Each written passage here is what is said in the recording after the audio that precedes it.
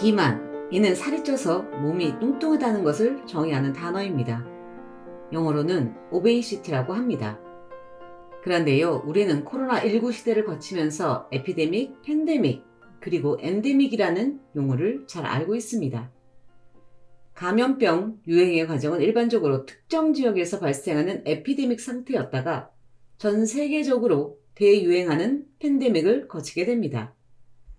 이러한 유행은 다시 에피데믹 상태가 되었다가 사라지기도 하지만 코로나19 그리고 감기처럼 우리가 평생 데리고 살아가는 엔데믹 상태가 되기도 합니다.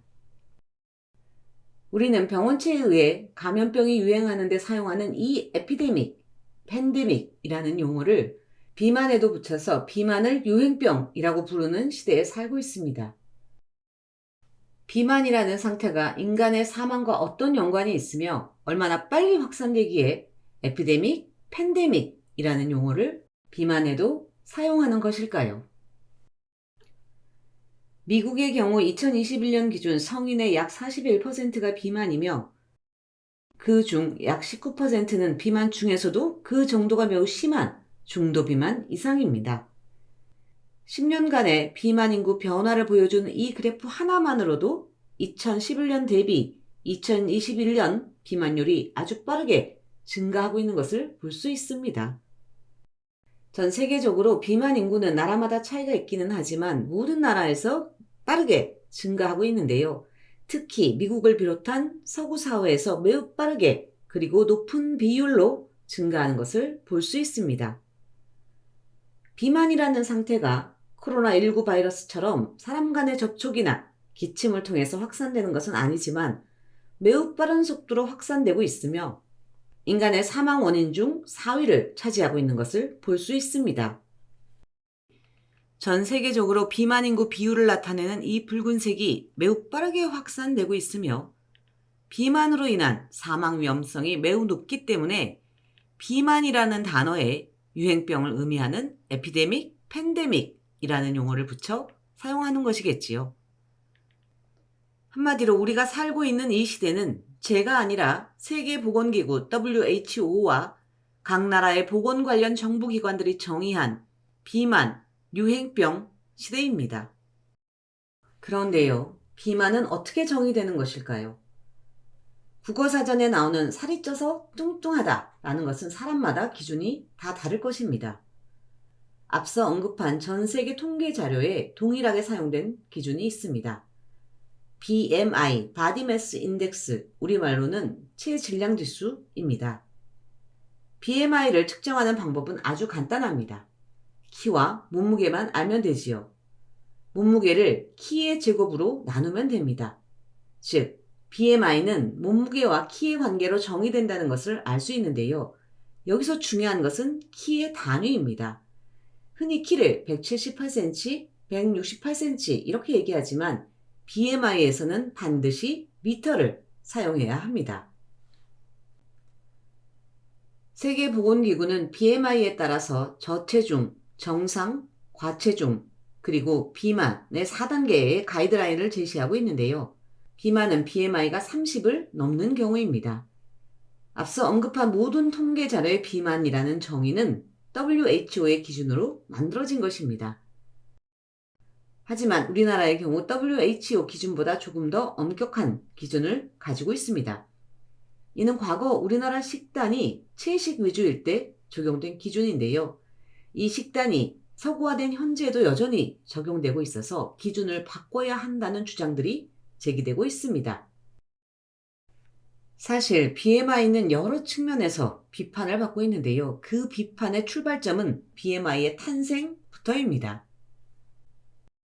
1836년에 벨기에 수학자이며 사회학자 등등의 직함을 가지고 있던 아돌프 자크 크텔레트는 사회물리학이라는 학문 분야를 개발하면서 사회적 이상, 평균 혹은 기준으로 해석될 수 있는 이상이 무엇일까 고민했습니다.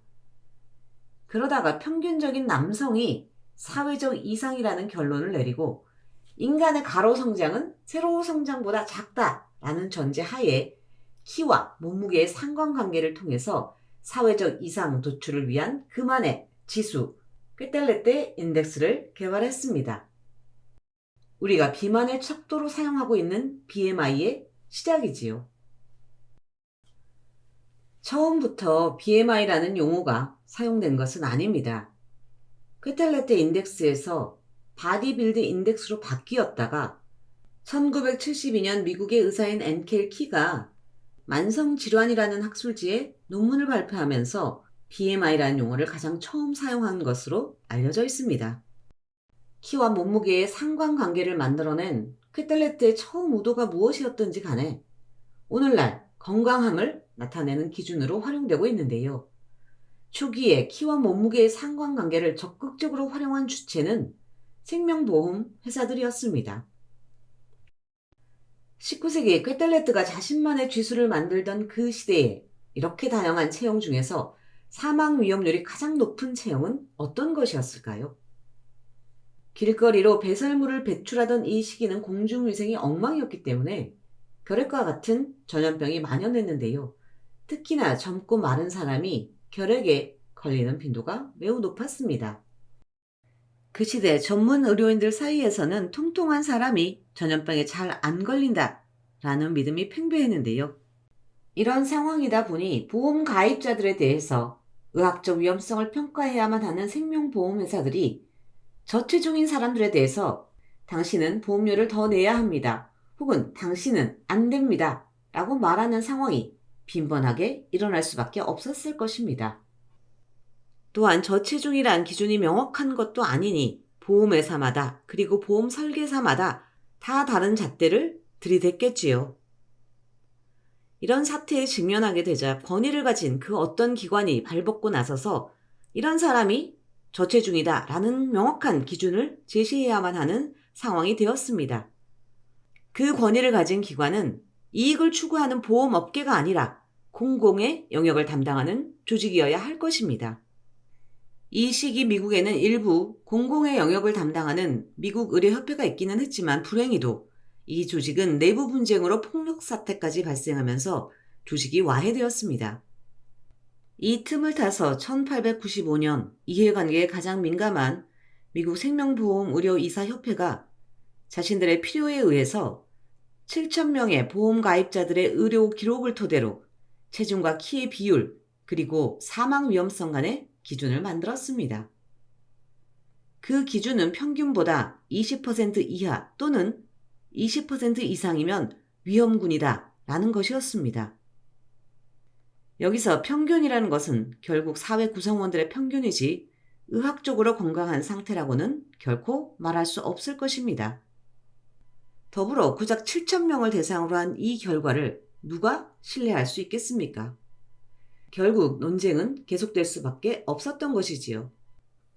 이 사건을 계기로 생명보험 회사들은 의료 경험과 보험 통계 데이터를 결합하여 지속적으로 기준을 업데이트하고 남성과 여성에 대한 별도의 가이드라인을 만들기도 하였습니다. 그렇게 수십 년이 흘러 20세기가 되면서 세상이 달라졌습니다.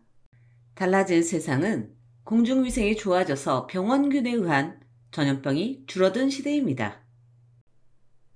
이 시대는 통통한 사람이 건강하고 마른 사람이 위험군이다 라는 논리는 더 이상 통용되지 않는 시대인 것이지요. 그러자 생명보험 회사들은 1940년대에 이르러서 저체중이 아니라 일반 대중들에게 이상적인 체중을 추천하는 가이드라인을 제시하면서 대대적으로 비만의 위험성을 홍보하기 시작했습니다. 체중과 키를 토대로 저체중의 위험성을 논하던 그 시대를 지나서 드디어 우리가 아는 비만이 문제가 되는 시대로 전환된 것이지요. 이렇게 이익의 극대화를 추구하는 생명보험 회사가 제시하는 키와 몸무게의 비율을 기준으로 제시된 의학적 위험성을 우리는 얼마나 신뢰할 수 있을까요? 이게 다는 아닙니다. 권위를 부여받은 공공기관들이 제시하는 의학적 위험성, 즉 비만의 기준도 고무줄처럼 계속 변화하고 있습니다. 지금 보는 현재의 BMI는 1998년 수정된 내용입니다. 1998년 세계보건기구는 정상의 기준을 27.8에서 25로 낮춰버렸습니다. 이로 인해서 어제까지는 정상이었던 수많은 사람들이 눈 떠보니 과체중의 상태가 된 것이었죠. 정말 이 정도 되면 못 믿을 기준이 될 수밖에 없을 것입니다. 오늘날 BMI에 대한 가장 큰 비판은 근육량을 고려하지 못한다는 것이지요. 이미 알려진 것처럼 동일한 부피의 근육과 지방을 비교했을 때 근육은 지방에 비해서 무겁습니다.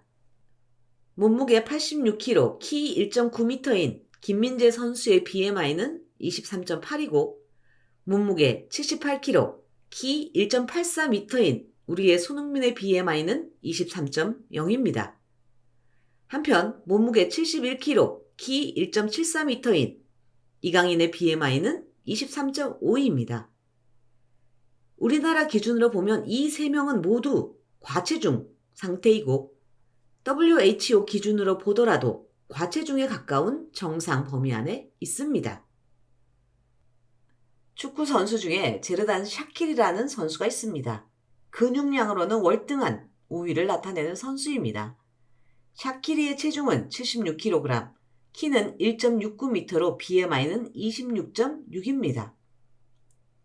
이 수치는 우리나라 기준으로는 경도 비만이고 WHO 기준으로는 과체중입니다. 아니 누가 손흥민을 비롯한 이 근육질 몸매의 남성들을 과체중 또는 비만이라고 할 수 있을까요?